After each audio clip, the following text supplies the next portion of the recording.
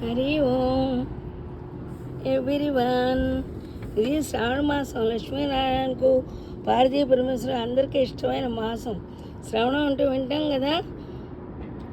పార్వతీదేవి శివుడితో అంటారు. పార్వతీదేవి అమ్మవారు ఏమని అంటే,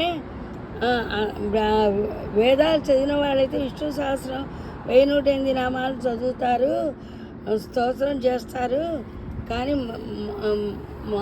సామాన్య మానవులు వాళ్ళు అంత చదవలేరు కదా, అంత ఈ కలియుగంలో అంత టైం కూడా ఉండాలి కదా అని చెప్పి అంటే, అప్పుడు ఆ మాట శ్లోకంలో ఇలా చెప్తుంది అమ్మవారు.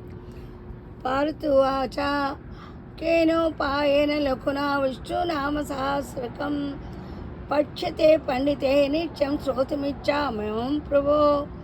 ఈశ్వర ఉవాచ శ్రీరామ రామ రామేతి రమే రామే మనోరమే సహస్రనామతత్తుల్యం రామనామ వరాననే. ఈశ్వరుడు చెప్తారు, అమ్మవారు అడిగిన క్వశ్చన్కి, శ్రీరామ రామ రామేది 3 సార్లు చదువుకుంటే విష్ణు సహస్రంతో సమానం. 5 పిల్లలు కూడా చదువుకోవచ్చు చక్కగా. పెద్దవాడి పిల్లలకి నేర్పాలి కంపల్సరిగా. శ్రీరామ రామ రామేతి రమే రామే మనోరమే సహస్రనామతత్తుల్యం రామనామ వరాననే.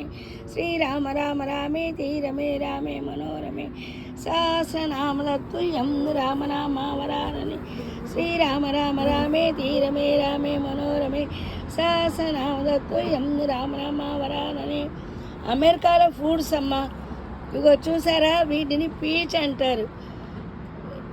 ఇవి కూడా ఇవో రకం పీచో ఇంకేవో అంటారు వీటిని. వీటిలో బోలెడు రకాలు ఉన్నాయమ్మా. మా మనవడు దీని పేరు ఏదో చెప్పారు, మర్చిపోయాను. ఇవి ఆరెంజీ, ఇవన్నీ నేను చూశాను. ఇంకా ఇక్కడ 10 రకాల చెట్లు చూశాను. మామిడి చెట్లు, ఆరెంజ్ చెట్లు, జామ చెట్టు, ద్రాక్ష చెట్లు. ద్రాక్షలు ఎన్ని రకాలు ఇక్కడ పండిస్తారో.